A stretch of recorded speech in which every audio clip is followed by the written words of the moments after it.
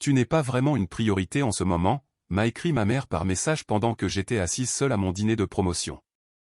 J'ai payé l'addition de 2120 €, je suis rentré chez moi et j'ai annulé 5 années de soutien financier du jour au lendemain. Je me tiens figé à l'entrée du Copperhelm.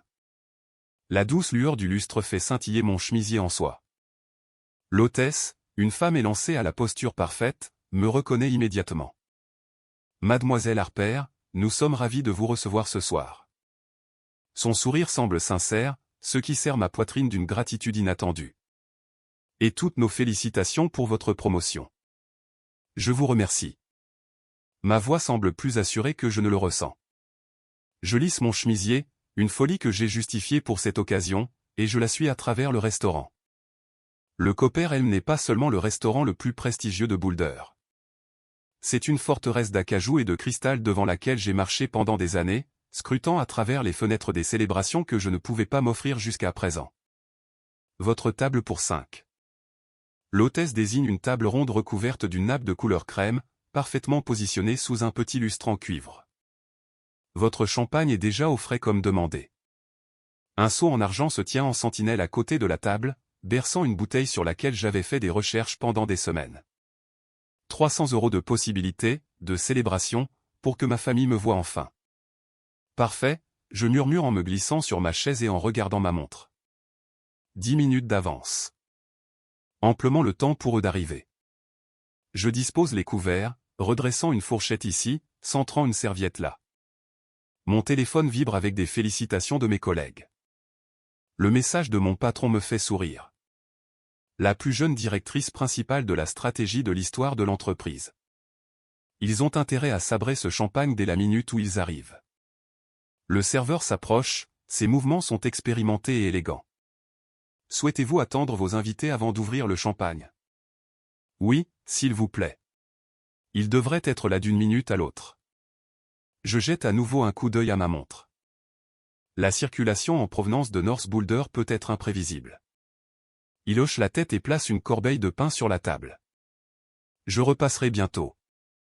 Les minutes s'écoulent. J'arrange et réarrange les couverts. Le pain refroidit sans être touché. Le champagne se perle de condensation. Encore un peu d'eau en attendant? Le serveur revient. Ses yeux sont doux d'une manière qui me serre la gorge. S'il vous plaît. Je me force à sourire. Ma mère a probablement été retardée avec ma tante. Elles sont toujours en retard. 15 minutes deviennent 30. 30 deviennent 1 heure. Le serveur arrête de demander si je suis prête à commander.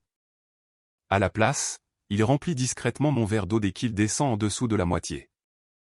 Sa discrétion est à la fois un soulagement et une humiliation. Je sors mon téléphone et vérifie mes messages. Rien de maman, rien de Tyler, rien de tante Valérie ou de l'oncle Darren. J'ai envoyé un rappel ce matin, j'ai appelé maman hier pour confirmer.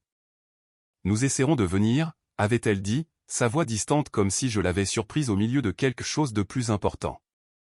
Tyler a aussi des nouvelles. Mes doigts planent au-dessus du clavier. Devrais-je appeler? Envoyer un message? Le restaurant bourdonne autour de moi avec des rires et des conversations. Le cliquetis des verres. Le raclement de l'argenterie contre la porcelaine fine. Chaque son me rappelle ce que ce dîner était censé être. Mon téléphone vibre enfin, mais ce n'est pas un appel ou un message, juste une notification d'Instagram. Je tape pour l'ouvrir et l'air quitte mes poumons en un seul coup. Une photo apparaît sur mon écran. Maman avec son bras autour de Tyler. L'oncle Darren levant une bouteille de bière. Tante Valérie riant avec la tête rejetée en arrière. Ils sont au Lakeside Bar and Grill, leur lieu de rencontre habituel. Tyler se tient fièrement à côté de ce qui doit être son nouveau véhicule tout-terrain, imposant, étincelant d'un chrome inutile. La légende indique, célébration du nouveau jouet de Tyler, 11 000 € bien dépensés. L'horodatage, il y a 30 minutes, pendant ma réservation. Je zoome sur leur visage, cherchant un signe de regret, une allusion qu'ils s'en étaient souvenus et avaient choisi d'y aller quand même. Il n'y en a aucun, juste de la joie sans mélange de culpabilité. Alors que je fixe la photo, un message de maman apparaît enfin. Tu n'es pas vraiment une priorité en ce moment. J'espère que le vin est bon, cependant. quelque chose se brise à l'intérieur de moi bruyamment, mais avec la finalité silencieuse de la glace qui se brise sur un lac d'hiver. Une seule larme s'échappe, coulant le long de ma joue avant que je puisse l'attraper. Le serveur le remarque. Sans un mot, il apporte l'addition, 2120 €, pour une célébration qui n'a jamais eu lieu. Je lui tends ma carte de crédit sans regarder à nouveau le total. Qu'est-ce qu'une dette de plus dans un registre déjà si plein? Juste ce matin, mes collègues s'étaient rassemblés autour de la porte de mon bureau, applaudissant lorsque mon patron a annoncé la promotion.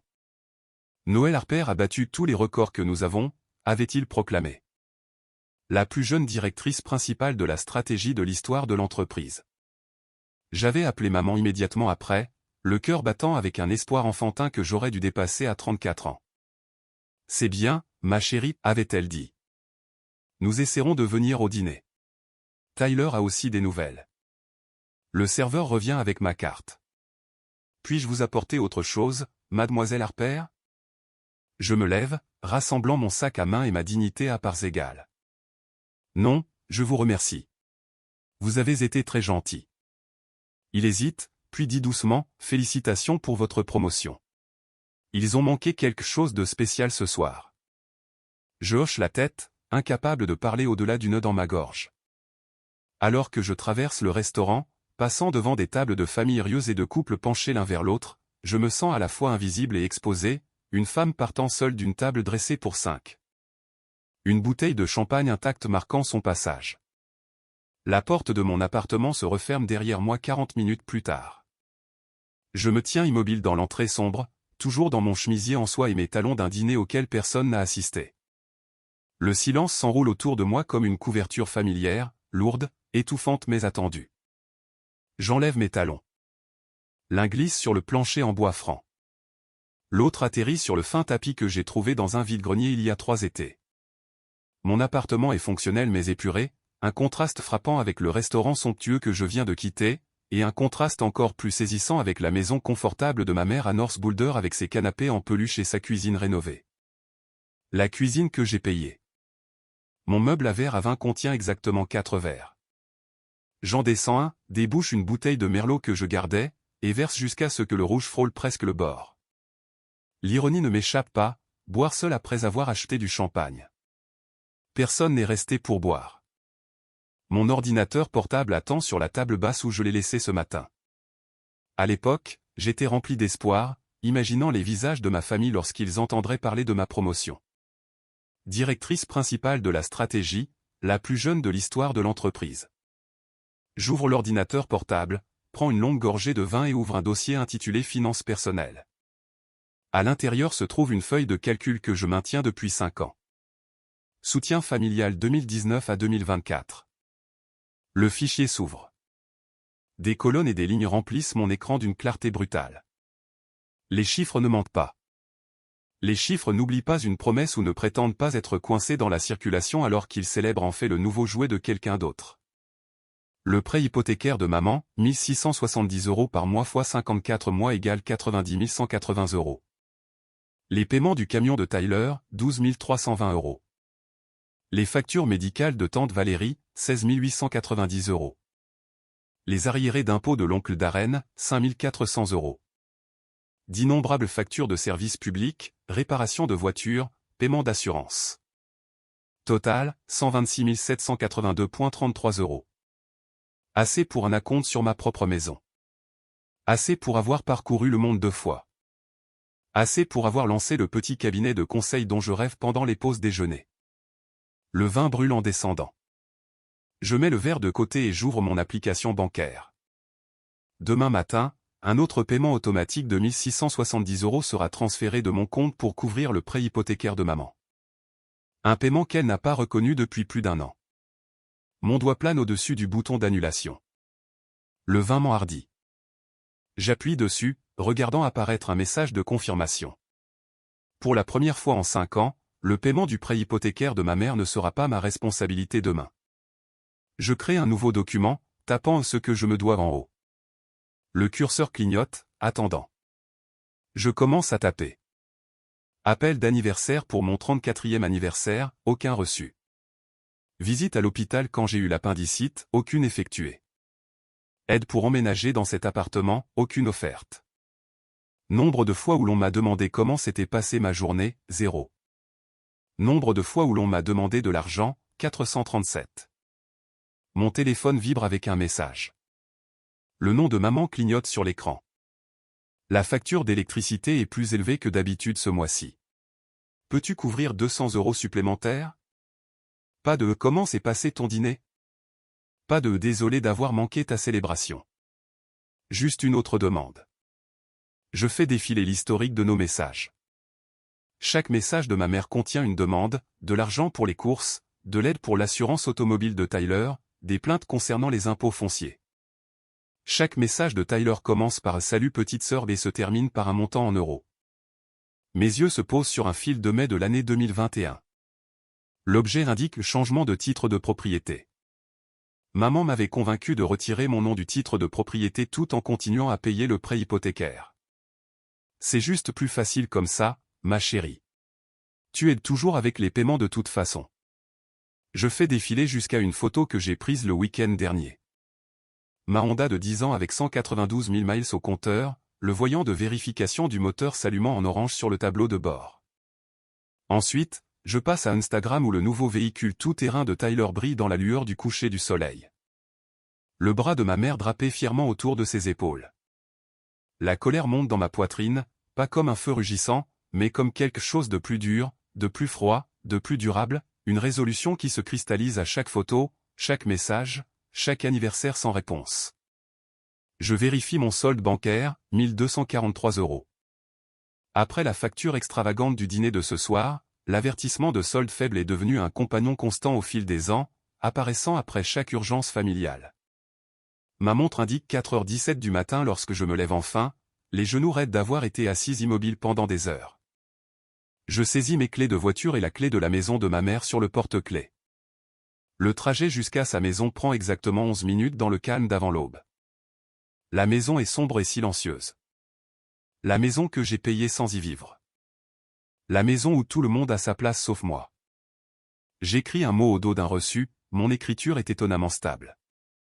Son jouet. Sa maison. À ton tour. Je le scotche sur la porte d'entrée, place la clé de la maison sous le paillasson où nous avons toujours gardé le double, et je me détourne sans regarder en arrière. Dans ma voiture le lendemain matin, je regarde le lever du soleil peindre la maison d'une douce lumière dorée. Un poids s'enlève de mes épaules, pas complètement, mais assez pour redresser ma colonne vertébrale alors que je m'éloigne, laissant derrière moi plus qu'une simple clé. 5 jours plus tard, l'écran de mon téléphone s'allume pour la 67e fois en 24 heures. Je connais le compte exact car ma messagerie vocale l'annonce d'une voix robotique qui réussit d'une manière ou d'une autre à sembler moralisatrice. 67 appels manqués depuis que j'ai laissé le mot et la clé de ma maison. Je me verse une autre tasse de café et pose le téléphone sur le comptoir, écran vers le bas. Le silence de mon appartement m'enveloppe comme une couverture que je ne m'étais jamais permise auparavant. Aucun message urgent auquel répondre. Aucun incendie financier à éteindre, juste le tic-tac régulier de l'horloge de la cuisine et la vapeur s'élevant de ma tasse. Le téléphone vibre à nouveau, tremblant contre le granit. Ma main plane au-dessus, puis se retire.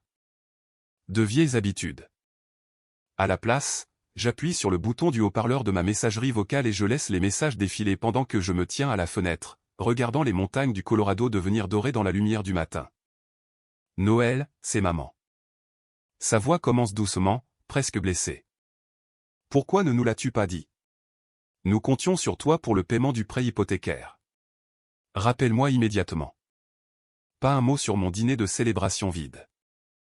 Pas une seule question sur les raisons pour lesquelles j'ai arrêté le paiement. Le message suivant s'enclenche. Petite sœur, c'est Tyler. Écoute, ce n'était qu'un seul dîner. Tu réagis de manière excessive. Appelle maman. Elle panique à propos du prêt hypothécaire. Je prends une lente gorgée de café, sentant quelque chose de non familier éclore dans ma poitrine. Pas de la culpabilité, pas de l'anxiété, de la colère. Nette et clarifiante comme le premier souffle froid de l'hiver. Ici Valérie. Ta mère m'a dit ce que tu as fait. Tu n'es pas la seule à travailler dur. Tu sais, certains d'entre nous ont de vrais problèmes. Mes médicaments. Supprimés. La lumière du soleil s'accroche au presse-papier en cristal que mes collègues m'ont offert pour célébrer ma promotion il y a 5 jours. Il y a toute une vie. Je le tourne entre mes mains, regardant les motifs arc-en-ciel danser sur le mur de ma cuisine. La notification de mes emails sonne. Un autre message de Paula. Celui-ci avec comme objet, Valérie va perdre ses médicaments. Je l'ouvre. Le message se compose d'une seule ligne, est-ce ce que tu veux? Alors que je ferme l'email, une notification de Facebook apparaît. Tyler m'a identifié dans une publication. Quand la famille t'abandonne dans tes moments de besoin, prie pour qu'ils se souviennent de ce que signifie vraiment la famille. La section des commentaires déborde de sympathie. Des parents éloignés et des amis de la ville natale offrant leur soutien à mon frère en difficulté et à sa mère au cœur brisé. Pas une seule personne ne sait pour les 126 000 € que je leur ai donnés. Pas une seule personne ne sait pour la table vide au Copperhelm. Mon téléphone s'allume avec un message privé provenant d'un numéro que je vois rarement. Oncle Darren. As-tu une minute pour parler? Je ne prends pas parti, je suis juste inquiet. J'hésite puis je réponds. J'ai une réunion dans 1 heure. Je peux appeler après. Sa réponse arrive rapidement. Ils ont profité de toi pendant des années, Noël. Je l'ai vu se produire. Mes mains se figent sur l'écran. En 5 ans de soutien financier, pas une seule personne dans ma famille n'a reconnu ce qui se passait. Le message de l'oncle Darren ressemble à la première conversation honnête que je pourrais avoir. Son message suivant arrive avant que je puisse répondre. Tyler s'en est vanté au bar le mois dernier. Il a dit que tu paierais n'importe quoi s'il mentionnait simplement la déception de maman. Le café devient amer dans ma bouche. Je pose la tasse trop fort. Le liquide déborde du bord. Paula organise ce qu'elle appelle une intervention familiale pour toi, poursuit Darren. Jeudi soir chez elle. Valérie et Franck seront là. Ils prévoient de te faire entendre raison. Je reste parfaitement immobile, laissant l'information s'installer. Une intervention, comme si mon indépendance financière était une maladie à guérir. Merci pour l'avertissement, je réponds. Quelqu'un aurait dû te le dire il y a des années, répond-il. Je suis désolé de ne pas l'avoir fait. J'ai passé le reste de la matinée dans une préparation calculée. J'ai appelé la banque pour confirmer que personne d'autre ne peut accéder à mes comptes. J'ai envoyé un email à mon conseiller financier pour revoir tous les paiements automatiques et annuler ceux qui bénéficient à ma famille. J'ai changé les serrures de mon appartement après avoir trouvé la clé de rechange de Paula dans le tiroir de mon bureau. Ensuite, je suis allé au bureau pour la réunion avec un client. À exactement 3h17 de l'après-midi, une fois la réunion terminée, le téléphone de mon bureau a sonné. La voix de mon assistante transparaît inhabituellement hésitante. Noël, votre mère et votre frère sont dans le hall d'entrée avec un véhicule tout-terrain. Je me tiens à la fenêtre de mon bureau et regarde la rue en bas. Il est là, le jouet recouvert de chrome de Tyler, garé illégalement dans la voie réservée aux pompiers. Paula se tient à côté, les cheveux parfaitement coiffés, des lunettes de soleil perchées sur la tête. Tyler s'appuie contre la machine, décontracté, confiant, comme s'il livrait un prix plutôt qu'une embuscade. Ils disent que c'est une offre de paix, poursuit mon assistante. Dois-je les faire monter? À travers la vitre, je regarde Paula vérifier son reflet dans la façade miroir du bâtiment. Tyler fait défiler son téléphone, ennuyé.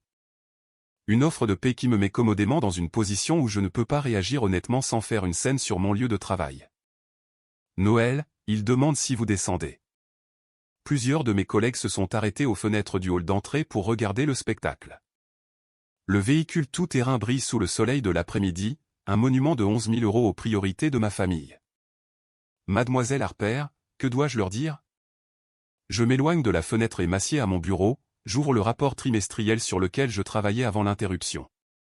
Les chiffres s'alignent en rangées ordonnées, prévisibles, logiques, contrairement à la famille. Dites-leur que je suis en réunion, dis-je, la voix ferme. Et Jordan, s'ils reviennent, je suis toujours dans cette réunion. Compris. Le soulagement dans sa voix est palpable. Je travaille jusqu'au coucher du soleil, la lueur de mon écran d'ordinateur remplaçant la lumière du jour qui s'estompe. Au moment où je rassemble mes affaires pour partir, le véhicule tout-terrain et ses porteurs sont partis depuis longtemps. À leur place, mon téléphone affiche 23 nouveaux messages, chacun plus désespéré que le précédent. Je les supprime tous sans les écouter. En marchant vers ma voiture dans le parking vide 20 minutes plus tard, mes pas résonnent contre le béton. Chaque pas semble différent, d'une certaine manière plus léger, plus délibéré. Pour la première fois depuis des années, je m'éloigne d'une crise familiale au lieu d'aller vers elle. Les montagnes se détachent en silhouette contre le ciel qui s'assombrit pendant que je conduis pour rentrer chez moi, leur présence solide et inchangée. Demain, la banque appellera Paula au sujet du paiement manqué du prêt hypothécaire. Demain, elle réalisera que je ne viendrai pas pour arranger les choses comme toujours. Demain, je continuerai à respirer cet oxygène inconnu appelé liberté. Le relevé hypothécaire est resté non ouvert sur le comptoir de la cuisine de Noël pendant 3 jours. Elle n'avait jamais laissé une facture traîner aussi longtemps auparavant. Son téléphone silencieux et face vers le bas sur la table basse vibra à nouveau. L'écran s'alluma avec le nom de Paula pour la 4e fois de l'heure. Noël sirota son café et regarda un cardinal se poser sur la balustrade de son balcon. Le soleil du matin accrochait ses plumes rouges brillantes, les rendant presque lumineuses contre le ciel bleu pâle. Elle n'avait jamais remarqué d'oiseaux depuis son appartement auparavant. L'appel automatisé de la banque arriva à 9 h du matin précise. Madame Harper, ici le système de rappel de paiement de la banque communautaire de Boulder. Le paiement du prêt hypothécaire pour un compte se terminant par 4721 a maintenant 5 jours de retard. Veuillez contacter notre bureau pour éviter des frais de retard supplémentaires. Noël supprima le message sans un pincement de culpabilité. Le prêt hypothécaire n'était pas à son nom, bien qu'elle l'ait fidèlement payé pendant 54 mois d'affilée. Le titre de propriété avait été l'idée de Paula. C'est juste plus facile comme ça, ma chérie, avait insisté sa mère il y a 3 ans. Tu aides toujours avec les paiements de toute façon. Son téléphone vibra à nouveau, cette fois un message texte. Paula, la banque a appelé à propos du prêt hypothécaire. Ils ont dit qu'il est en retard. Noël posa sa tasse avec soin. Un autre message arriva avant qu'elle ne puisse répondre. Paula, peux-tu t'en occuper? Tyler est vraiment stressé en ce moment. Le cardinal s'envola, effrayé par quelque chose que Noël ne pouvait pas voir. Elle ouvrit son ordinateur portable au lieu de répondre, naviguant vers sa feuille de calcul de budget. La colonne intitulée « Le soutien familial » avait été supprimée, remplacée par « Fonds pour future maison ». Les chiffres étaient identiques, mais la destination avait changé. Un coup frappé à sa porte la fit sursauter. « Noël, je sais que tu es là-dedans. » La voix de Tyler, mince avec du désespoir, porta à travers la porte. « Maman a dit que tu ne réponds pas à ses appels. » Elle se tint à la porte, la main planant au-dessus de la poignée, mais ne la tourna pas. « J'ai perdu mon emploi hier, poursuivit-il.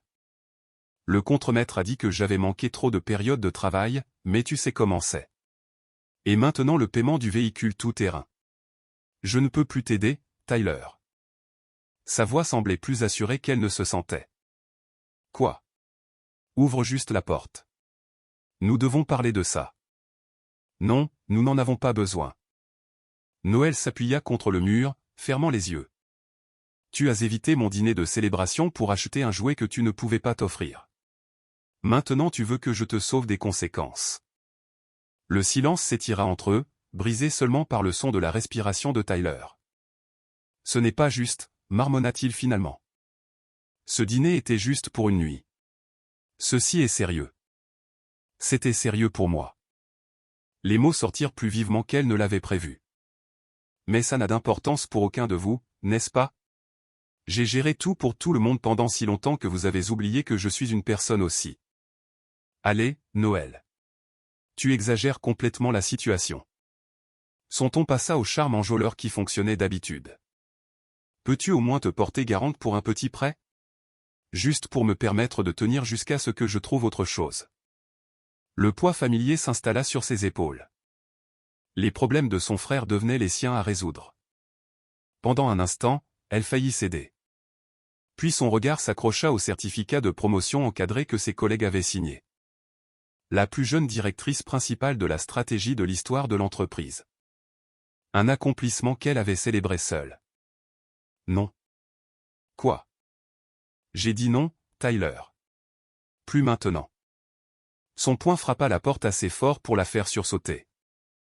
Espèce d'égoïste. Après tout ce que nous avons fait pour toi. Tout ce que vous avez fait pour moi. Noël rit. Le son était fragile et inhabituel. Qu'est-ce que l'un d'entre vous a fait exactement à part prendre? La famille est de la famille, cria-t-il. C'est comme ça que ça marche. Ah bon? Parce que de là où je me tiens, on dirait que j'aide et que tu prends. Ce n'est pas une famille. C'est de l'exploitation. Des pas tonnèrent dans le couloir alors que Tyler s'éloignait d'un pas lourd.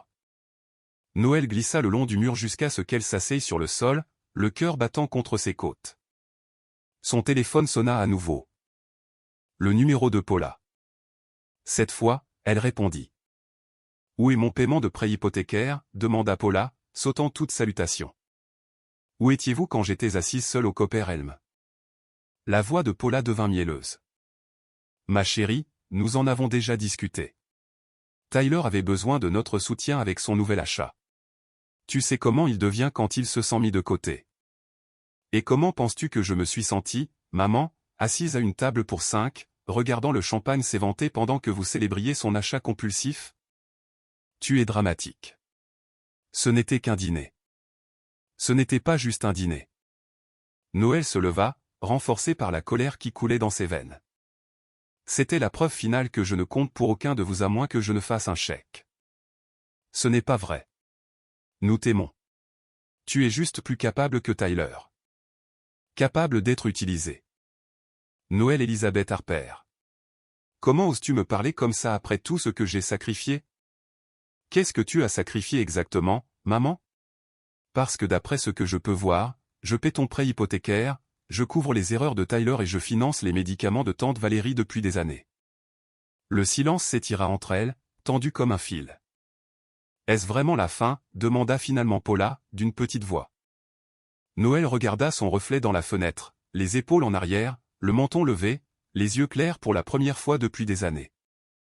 C'est la fin pour moi de faire semblant que c'était de l'amour. Elle mit fin à l'appel et bloqua le numéro. Ses mains ne tremblèrent pas alors qu'elle se versait une nouvelle tasse de café. Dehors, le cardinal était revenu, rejoint maintenant par sa compagne. Ils sautillaient le long de la balustrade, rouge contre le ciel bleu du matin, libres d'aller et venir à leur guise. Une semaine plus tard, Tyler apparut dans le hall d'entrée au mur de verre de Pinacle Consulting comme un front orageux, le visage rouge et la mâchoire serrée. Il fit les 100 pas devant le bureau de réception, la voix s'élevant à chaque passage jusqu'à ce que les têtes se tournent de tous les coins. « Urgence familiale », annonça-t-il au réceptionniste. « Ma sœur doit descendre tout de suite. » Je regardais depuis le balcon de la mezzanine, mes mains serrant la balustrade jusqu'à ce que mes jointures blanchissent. 3 collègues se tenaient à côté de moi, leurs expressions perplexes oscillant entre la performance de Tyler en bas et ma posture rigide. « C'est mon frère, dis-je, les mots m'écorchant la gorge comme du papier de verre. « Voulez-vous que la sécurité s'en occupe ?» demanda Marcus, notre directeur des ressources humaines. Je secouai la tête. Non, cela devait arriver. La descente dans l'ascenseur ressemblait à une immersion sous l'eau. Chaque étage sonnait avec une gaieté artificielle tandis que mon estomac se nouait. Les portes s'ouvrirent pour révéler Tyler gesticulant dramatiquement devant un public grandissant de réceptionnistes, de gardes de sécurité et de collègues curieux. Finalement, il se précipita en avant, baissant la voix en un chuchotement théâtral qui portait parfaitement à travers le sol en marbre. Maman panique. La banque a encore appelé à propos du prêt hypothécaire. Je m'écartai lorsqu'il essaya de prendre mon coude. As-tu conduit jusqu'ici avec ton véhicule tout-terrain? Sa performance vacilla. Quoi? Non, j'ai pris le bus. Est-ce que tu écoutes? Le prêt hypothécaire. Appelle la banque toi-même. Je gardai une voix égale malgré la chaleur qui montait dans mon cou. Tu as 32 ans. Ça a toujours été ton truc, dit-il, le front plissé par une confusion sincère. Je pensais que tu gérais toujours les choses. La simple vérité de cela s'écrasa à travers des années de déni. C'est ça le problème, répondis-je. Moi aussi. Les yeux de Tyler parcoururent le hall, enregistrant notre public. Il redressa sa posture, la main passant dans des cheveux qui n'avaient pas vu de vraie coupe depuis la dernière fois que j'en avais payé une. Écoute, le travail chez Carson est terminé. Le paiement du véhicule tout-terrain est en retard. Sa voix s'éleva à nouveau, calibrée parfaitement pour les témoins. Vas-tu vraiment abandonner ta famille quand nous avons le plus besoin de toi? La chaleur monta de mon col à la racine de mes cheveux. Pendant un instant, j'ai envisagé de faire ce que j'avais toujours fait, hocher la tête, promettre de réparer les choses, faire un autre chèque pour préserver la paix. Mais la paix avait toujours été achetée avec des morceaux de moi-même. J'ai perdu mon emploi, continua-t-il, les larmes débordant soudainement. Le véhicule tout-terrain pourrait être saisi. Un collègue qui avait émergé de l'ascenseur derrière moi murmura, « Que se passe-t-il » Quelque chose se cassa à l'intérieur de moi, pas avec le craquement silencieux de la nuit au restaurant, mais avec le grondement d'un barrage qui cède après des années de pression. Mon frère a acheté un jouet à 11 000 € la nuit où il a évité mon dîner de promotion, dis-je en me tournant vers mes collègues assemblés avec une stabilité surprenante. Maintenant il est ici parce que le paiement est en retard. Le choc sur leur visage reflétait ce qui devait être sur le mien cette nuit-là au Copper Elm. Noël, siffla Tyler, la couleur quittant son visage. C'est une affaire de famille privée. Mon dîner de promotion l'était aussi, répondis-je, mais tu as rendu cela public sur Instagram pendant que j'étais assis seul avec une bouteille de champagne à 300 € que personne n'a bu. Le hall devint silencieux. La performance de Tyler se dégonfla comme un ballon percé. Tu as toujours été la personne responsable, marmonna-t-il. Mais les mots n'avaient plus de pouvoir maintenant. Et tu as toujours compté là-dessus. Je reculai vers l'ascenseur. Plus maintenant. Mon téléphone vibra dans ma poche alors que je m'éloignais 30 minutes plus tard.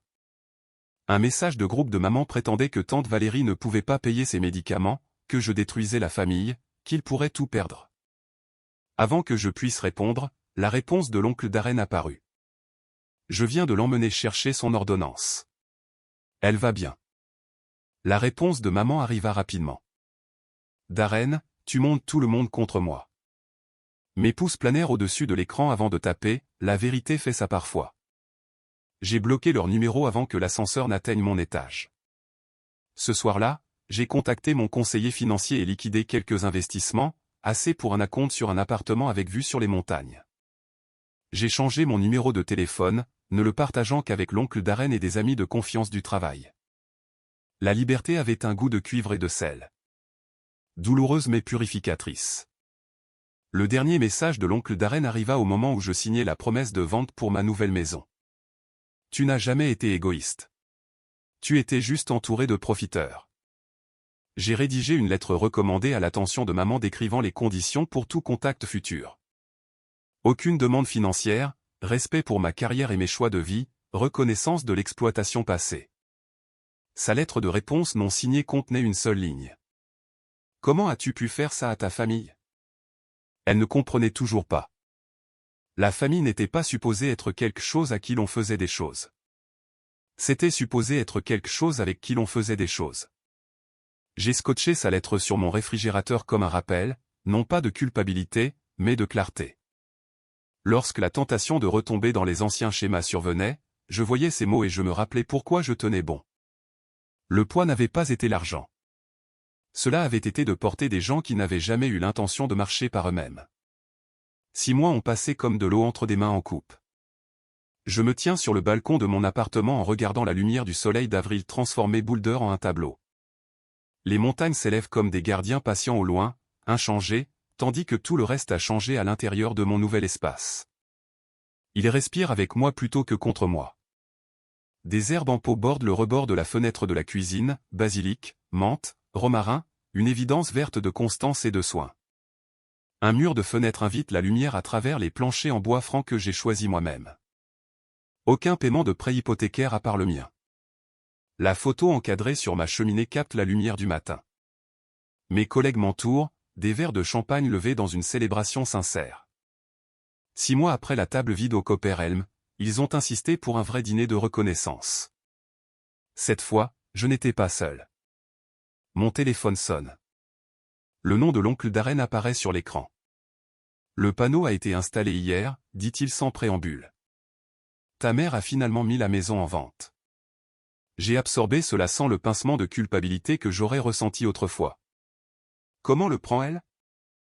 À peu près aussi bien que tu pourrais l'imaginer. Sa voix porte le poids d'être témoin des conséquences. Tyler est revenu vivre à la maison après qu'ils ont saisi ce ridicule véhicule tout-terrain.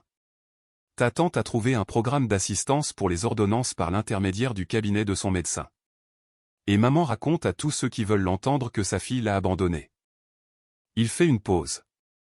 Plus personne n'y croit. Les mots s'installent sans m'écraser.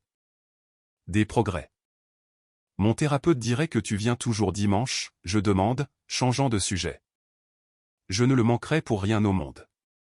Lisa apporte sa célèbre salade de pommes de terre. Nous discutons de choses ordinaires, son jardin, mes plans pour le week-end, un livre que nous avons tous les deux apprécié. Lorsque nous raccrochons, je ne me sens pas épuisé. Une autre petite victoire. Sur mon ordinateur portable, j'ouvre ma feuille de calcul de budget. La catégorie investissement personnel contient maintenant des chiffres réels, un atelier de photographie le week-end, un vélo correctement ajusté, des billets de concert. Mes comptes de retraite montrent une croissance constante. Le fonds d'urgence familiale a été renommé au fonds de voyage avec assez d'économies pour 2 semaines au Portugal cet automne. 2 heures plus tard, un coup frappé à ma porte révèle Mélissa, l'analyste junior de mon département. Nous nous installons à l'îlot de ma cuisine, la vapeur s'élevant de nos tasses de café entre nous. J'ai annulé le chèque, dit-elle, les doigts tremblant légèrement autour de sa tasse. Mon frère m'a traité d'ingrate. Mais tu l'as quand même annulé. Je tends le bras pour serrer sa main. C'est du courage. Est-ce que la culpabilité s'arrête un jour? Ses yeux cherchent les miens, avides de réconfort. Elle se transforme, lui dis-je, en quelque chose de plus silencieux, quelque chose qui te rappelle la croissance plutôt que la perte. Elle hoche la tête, la compréhension éclosant sur son visage. Je me reconnais en elle, la version d'avant, qui mesurait sa valeur par ce qu'elle donnait plutôt que par qui elle était. Le carillon de mon calendrier me rappelle un rendez-vous. Dîner avec des amis à 7 heures du soir. Pas des collègues ou des contacts de réseau, mais de vrais amis qui connaissent mon vin préféré et mes pires blagues. Des gens qui célèbrent mes succès sans tenir les comptes. Alors que Mélissa part, le soleil passe à l'heure de l'après-midi. Mon téléphone vibre avec un numéro inconnu. Il y a 6 mois, j'aurais répondu immédiatement, le cœur battant la chamade par crainte d'une autre crise familiale. Aujourd'hui, je le mets sous silence sans hésitation. Sur mon balcon, 3 petits pots en terre cuite bercent des jeunes pousses, des cadeaux de l'oncle Darren. Des floraisons tardives, les a-t-il appelées avec un sourire entendu. Elles prennent leur temps, mais elles valent l'attente. Je touche une tendre feuille verte, m'émerveillant de sa persistance. Le poids que j'ai porté pendant des années ne se mesurait pas en dollars, bien que le registre m'ait aidé à le voir. Le véritable fardeau était plus lourd, porter des gens qui n'ont jamais eu l'intention de marcher par eux-mêmes. Maintenant, mes épaules se redressent sans effort. La vue sur les montagnes s'étend devant moi, illimitée et dans l'attente. Est-ce